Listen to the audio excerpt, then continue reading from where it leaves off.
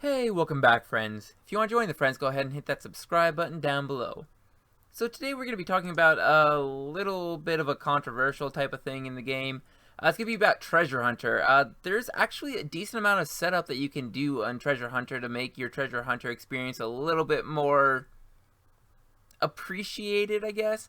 I know a lot of people are always going to be annoyed that you can basically buy XP for real money. But seeing as how you can get free keys, I think this is applicable to everybody and is definitely worth talking about. And if you are going to be buying a lot of keys, like a couple hundred keys, this is a must-do before you start rolling all these keys. Now, typically, what would happen is you would get all of these stars or the lamps into your inventory, and then from your inventory, you have to use them in order to actually get the XP out of them. With the options menu right here, you can actually skip over quite a bit of that going to your inventory then using them. Very nice with using multiple keys. If you're just using your daily keys, then most days you don't even have to use anything out of your inventory. So nice little quality of life. First thing is everybody should have skip the intro animation checkmarked in the options tab. Um, this this is completely useless. It's just basically her throwing your arms up and then gems coming down into the chest. No point in this even being there, so just go ahead and skip the intro if you're trying to be kind of efficient with this. Hide of ice, Hearts of Ice warning.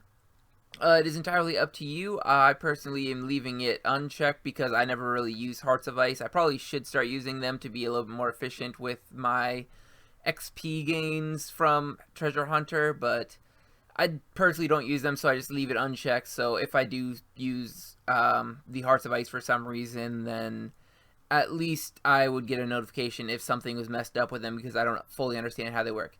If you fully understand how Hearts of Ice work, then go ahead and check this off. Auto redeem key tokens. This is automatically checkmarked for you, unless if you want them going into your inventory. No point in that. Just go ahead and uncheck that. Auto redeem non-combat lamps and stars. I would recommend everybody check marks that. There's no reason not to auto redeem them. And unless if you are a pure, like a skilling pure or something, you should also auto redeem combat lamps and stars. It just makes it so you don't have to click on it and then click OK to actually redeem those. It just instantly gives you the XP. Auto redeem cash bags. This is a new option actually since I last checked it, and I believe you should check mark that as well. And dungeoneering boxes. I would recommend just going and auto check marking that too. I believe those are the ones that give you tokens, so very, very nice that you can just auto redeem everything. Then it is up to you whether or not you actually want to do this. You can select which skill you actually want to auto redeem any prismatics on. I currently am using any prismatic stars that I get on Dungeoneering, and I'm using any prismatic... I actually have to click Dungeoneering. Apparently, it's not just going away. And I have any prismatic lamps that I am redeeming. I have them automatically going to Slayer, so eventually I can get 120 Slayer. Only reason why I'm putting the bonus experience onto Dungeoneering is because I want to get the bonus experience whenever I am going and doing it daily. I'm going to be training up level 120 Dungeoneering all the way up just using dailies. So I'm going to get just enough bonus experience so that I can consistently have bonus experience whenever I'm actually doing dungeons for like that one dungeon a day. But I don't want to have too much bonus experience on that, so eventually I'll switch over to Slayer. I just have a lot of Slayer bonus experience already.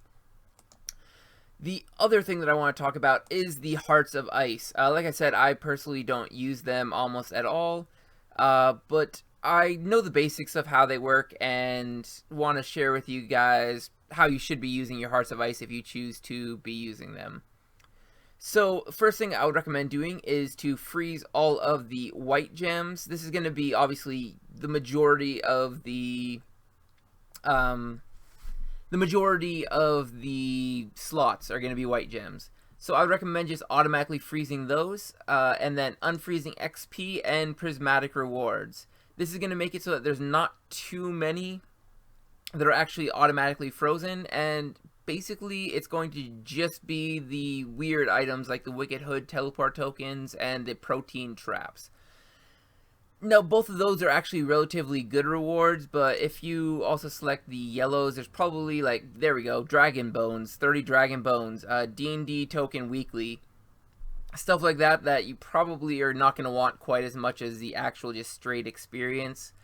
This particular spin is not the best selection in the world. This one, Magic Sapling. What am I going to do with Magic Sapling? I don't do any farming anymore. That would just sit in my bank, so maybe a decent option to basically just any of these that you want just to be selected as frozen.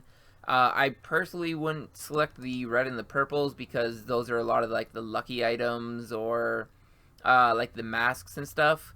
That's where you're going to be getting the majority of those. So I would also honestly leave these unfrozen and just freeze these three categories right here.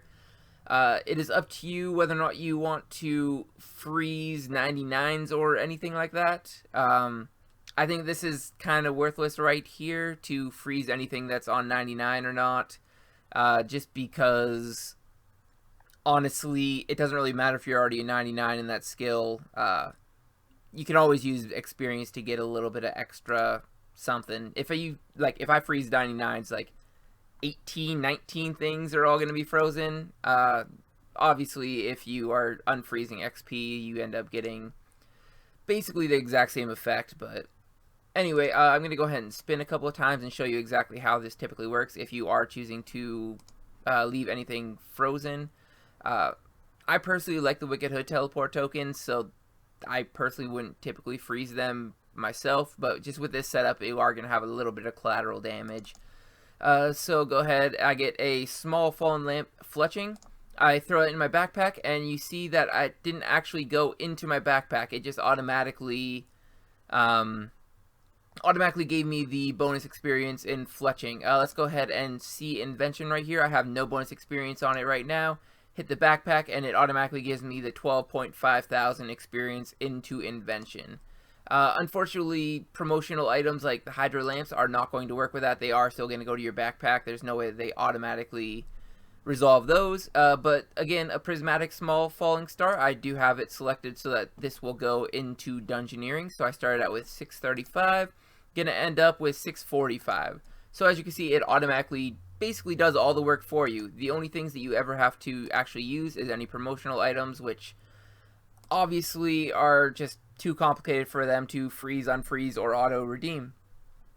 Hopefully this guide helped you guys all out to get the maximum out of your daily treasure hunter keys. If it did, I would love it if you leave a like down below and subscribe to my channel so you can see all my future content.